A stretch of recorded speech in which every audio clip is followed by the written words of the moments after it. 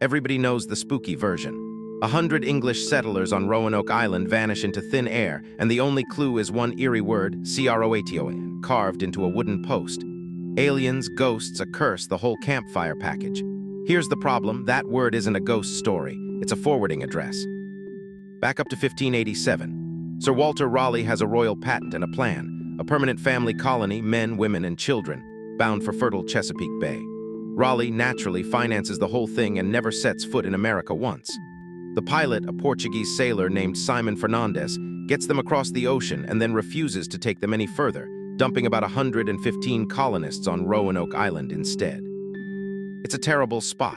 They're squatting on the wreck of an earlier military colony, and some neighboring peoples remember the English as the ones who burned a village and killed their leader. Into this mess, on August 18, 1587, a baby is born, Virginia Dare, granddaughter of the governor, the first English child born in the Americas, and the colony is already short on food and goodwill.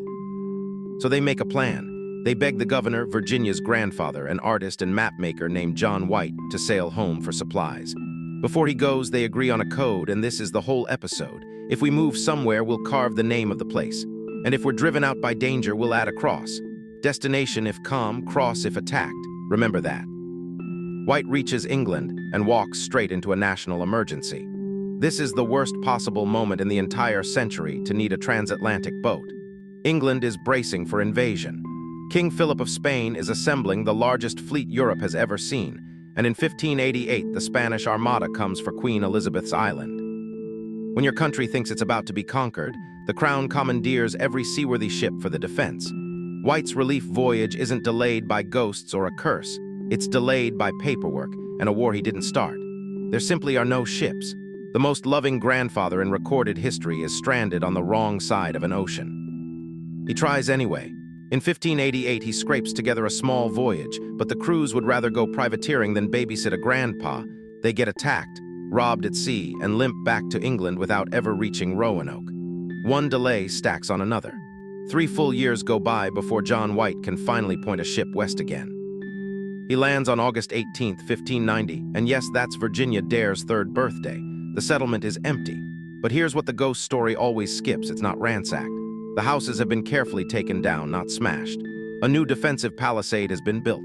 The gear is stored, and on the post in clear letters, someone carved Croatoan with CRO on a nearby tree. Now run the code. Croatoan is a real known place, present-day Hatteras Island, home of the Croatoan people led by Mantio's community, the colonists' friendliest neighbors. And crucially, there is no cross. By their own prearranged signal, that means, we left calmly on purpose and we went to Croatoan. White wrote that he was glad. His family had left him directions. Then the universe twists the knife. A storm slams in.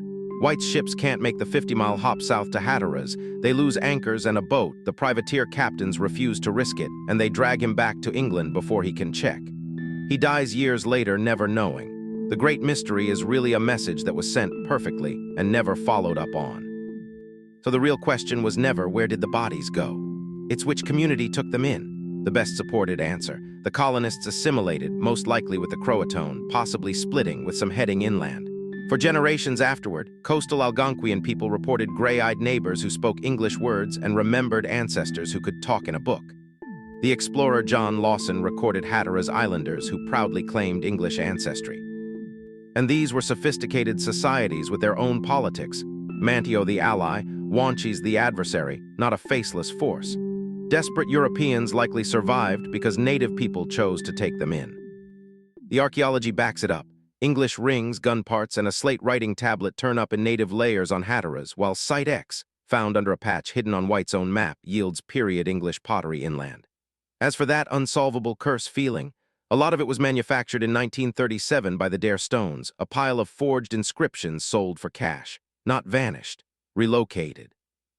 Next time, the Dyatlov Pass incident, 9 experienced hikers flee their tent in the Siberian night, slashing it open from the inside, and run barefoot into the killing snow.